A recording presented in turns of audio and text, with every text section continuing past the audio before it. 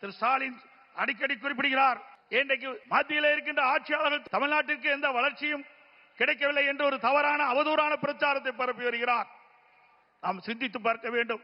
இன்றைக்கு மேடைக்கு வருவதற்கு முன்பு நம்முடைய பாரத பிரதமர் மாண்புமிகு நரேந்திர மோடி அவர்கள் 4400 கோடியை வளர்ச்சி திட்டங்களுக்காக கொடுத்துவிட்டு தான் இங்கே வந்து அமர்ந்திருக்கின்றார். ஒவ்வொரு முறையும் தமிழ்நாட்டுக்கு வருகின்ற பொழுது ஆயிரக்கணக்கான கோடியை ஒதுக்கி தமிழ்நாடுடைய வளர்ச்சிக்காக அவர் பாடுபட்டுக் கொண்டிருக்கின்றார்.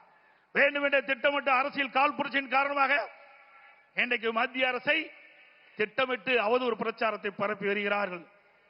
திரு ஸ்டாலின் அவர்களை 15 ஆண்டு காலம் மத்தியில் ஆட்சி அதிகாரத்தில் இருந்தீர்கள்.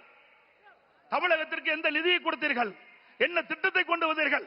அதனால் தமிழக மக்கள் எந்த ஏற்றம் பெற்றார்கள் என்று உங்களால் சொல்ல முடியுமா? குடும்பத்தில் இருக்கின்ற உறுப்பினர்கள் மத்தியிலே அமைச்சராக வந்தார்கள், அதிகாரத்திற்கு வந்தார்கள், கொள்ளையடித்தார்கள். அதுதான் உங்களுடைய கட்சியினுடைய நிலைப்பாடாக இருந்தது.